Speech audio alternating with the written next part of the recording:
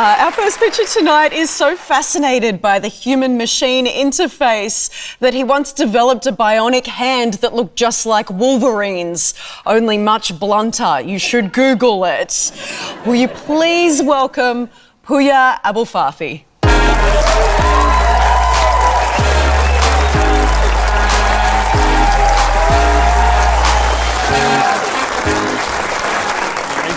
Thank you. Hi everyone, I'm Puya, CEO of Visospace. We are a band of tech entrepreneurs passionate and excited about the next frontier of human-machine interfaces and human-computer interfaces. And virtual reality is going to play a huge part in that, and that's what we're really interested in. So we're in a space show.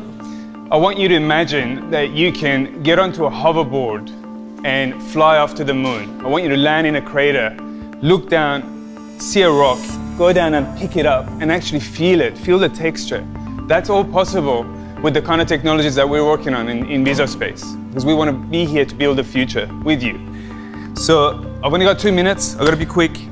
I've got our first product here, it's the Alto, it's a prototype. And I'm going to get my lovely assistant here, Simon Pampana, is a TV personality himself. Come here, give him a round of applause.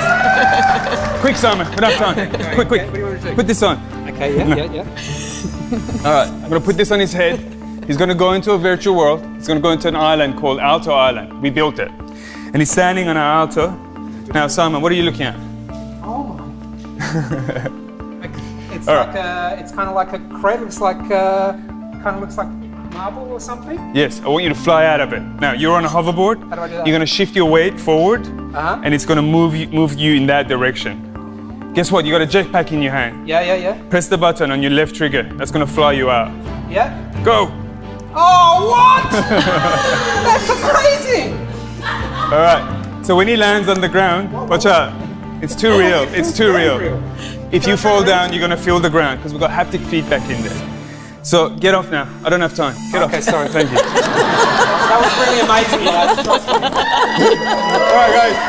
So this is our first product. 30 seconds, gotcha.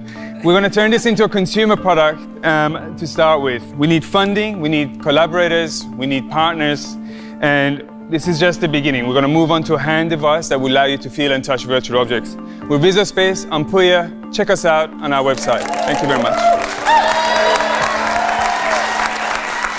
So, Emre, this seems something right up your alley as a virtual reality specialist, can we call you? You can, sure. certainly. Do you have any questions for Puya? Essentially, I have a lot of questions that begin with this product and also with your product roadmap as well. So looking at the usage of haptics and tactile feedback devices into the future. So what kind of consumers are you targeting specifically? The ultimate consumer is everyone. Virtual reality, I believe, is going to replace our phones and laptops. Maybe not in this current form, but in some form factor. Virtual and augmented reality is going to be the next human-computer interface. But for that to happen, we have to create use cases, apps, all that stuff, but also interfaces. That's the most important thing. The mouse and the keyboard were instrumental in making the computers a thing for the home computers. Everyone's got a computer. The touchscreen was instrumental in making this device, a part of our body. Without it, we can't go to the next phase. So movement is a huge problem in VR. It's been a problem since the 90s. And hand interfaces, once people get used to that, will be the next thing. Because you want to be able to touch stuff, manipulate it. So I think the consumer is ultimately, the end game is everyone. But in the short term, it's probably going to be VR enthusiasts, gamers. We're looking at arcades as a solution because people need to come into arcades and try VR for the first time. So I hope that's a snippet of what you wanted. Okay, so just get it right that you're looking to pair this technology with the idea of hand wearables that are able to provide tactile feedback into the future. Eventually, yes. Okay, so I would basically ask you to look at how this specific prototype can be commercialized and then put into some sort of supply chain for arcades in its current format without having to rely on the future roadmap as well, possibly. Sure. I think cost is going to be a huge factor. That's where arcades are really useful. I mean, Atari started in arcades, and they were a really big part of the computer revolution. And we've learned from some of that, and we want to sort of follow that roadmap as well. So initially, maybe expensive, maybe it's enterprise solutions as opposed to consumers, but costs will come down, and that's part of our IP. We have ideas about how to bring the cost of technology down. We're really good at that. What did you think about this one, Panama? I thought it was really interesting. I'm wondering who your partners are going to be, because as cool as it sounds to fly to the moon and pick up a rock, I think, you know, after about half an hour of that, maybe even 10 minutes of it, you know, you're going to want to do something. So I think you were hinting at it when you talked about that you think VR is going to take over from our phone so that there will be more content. That's right. And I'm just wondering, have you, if you're going to target an arcade, it seems like your partners would probably be gaming companies. I think so, yeah, I agree with you. Have you started to pursue that? Yeah, we have been reaching out to the big players in very early days. So, you know, we're very small right now, so we have to prove ourselves. We really wanted to get something low-hanging fruit, which is what this is, into the market, so we can prove ourselves and show traction, build a community around us.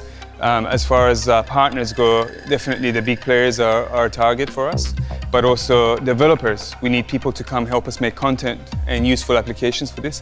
Something like this can be used to allow you to move around virtual space, like to check out a house before you buy it, right? Right now that's done by teleporting from room to room, and that breaks your immersion. You don't get the same continuous movement through that space that you want to visualize, right? So things like this are helpful for that. Yeah, I think there's one more comment that I would make, which is that in the gaming community, they're not very worried about the physics base of their models. Yes. Right? It needs to somewhat feel realistic, but it doesn't have to be very precise. Right. If you want to move into any kind of educational or engineering, and there's probably some other applications that require you to have a much more complicated model which has Truly. the equations of motion and the physics built into it. I couldn't agree with you more. This is based on a physics engine. So when you move around on the auto, I'll give you a demo after. It's momentum based. It feels real to your brain. So we're actually like really bypassing some of the, hypnotizing the brain into believing this is real because there's momentum and physics involved. That's what our brains want to experience. And that goes exactly like you said, for education, for being able to model things. Think about collaboration, online collaboration between engineers, you know, from different parts of the world, building something together with their own hands and actually be able to feel and touch stuff. And that's innovation on steroids.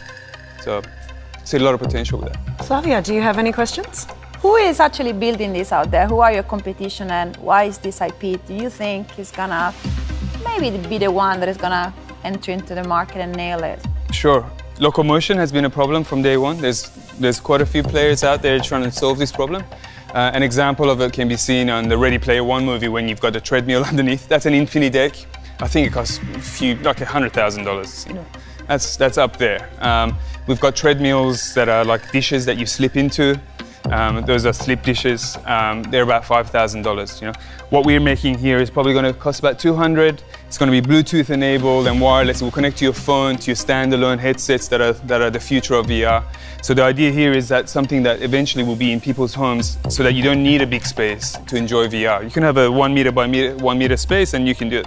But the thing that sets us apart from everyone outside of that is the fact that this is not a part of your body. This is a real object in the experience and in reality. So when you put your headset on and you look down, it's there.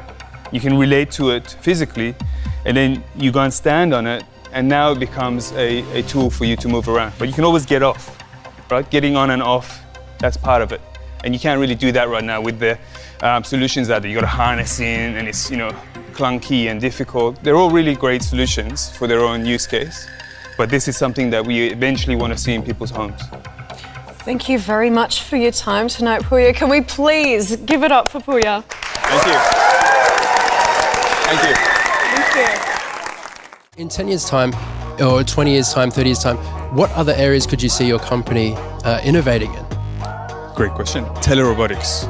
So what I didn't manage to say before was when you go to the moon and you pick up that rock, that you are actually in the moon, and that is a real rock that you're picking up, because there'll be a micro manipulator, a robot out there in space that you can control with your body.